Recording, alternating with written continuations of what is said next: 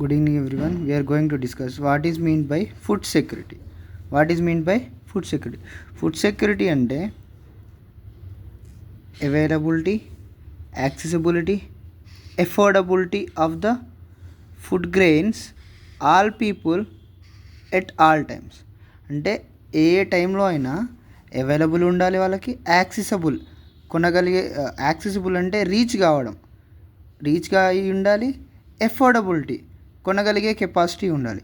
That is called food security. So means ఏంటంటే food grains should be available at affordable prices, అంటే low కాస్ట్కి available ఉండాలి. So ఎలా ఉండాలంటే should be easy to get. So ఇది ఎవరు చూసిన, government should provide food grains. Next famine అంటే డ్రాట్, కరువు.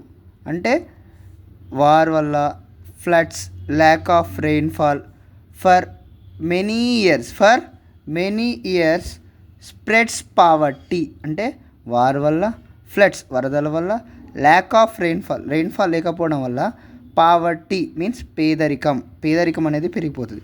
So it creates shortage of food grains. Next one famine అనేది ఒక టెర్రిబుల్ కండిషన్ ఆఫ్ లివింగ్, చాలా దారుణంగా ఉంటుంది, terrible condition. So Bengal famine అక్కడి 1943 to 1945. ఏ టైంలో? At the time of British rule. So experience of A one person. So 3 to 4 million people are died because of the Bengal famine. So first issue, what is the first issue is about production, availability of food grains for the country. So first issue ఏంటంటే production గురించి, ఎంత available of food grains. And second issue produce to reach, అంటే reach means accessibility. So first availability గురించి మాట్లాడుతుండు, second point accessibility, reach, ఎంతమందికి reach అయిందని మాట్లాడుతుండు.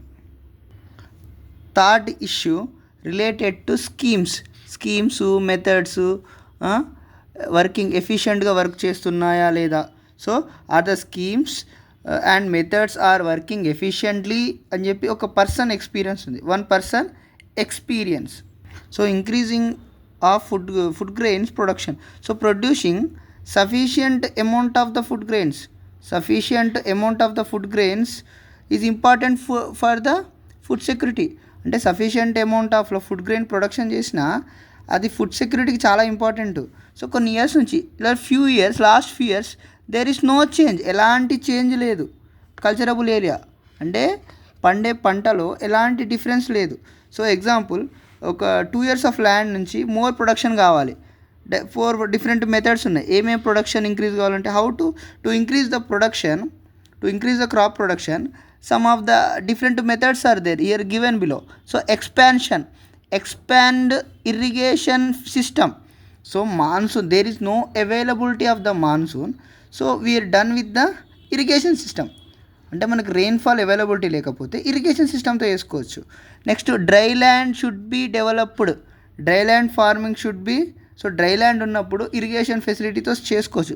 Next one crop rotation అంటే 1 year 1 crop, another year another crop. So 2024లో rice వేసామంటే 2025లో డిఫరెంట్ మేజ్, అండ్ 2026లో మిర్చి. So this type of rotation, crop rotation, this called crop rotation.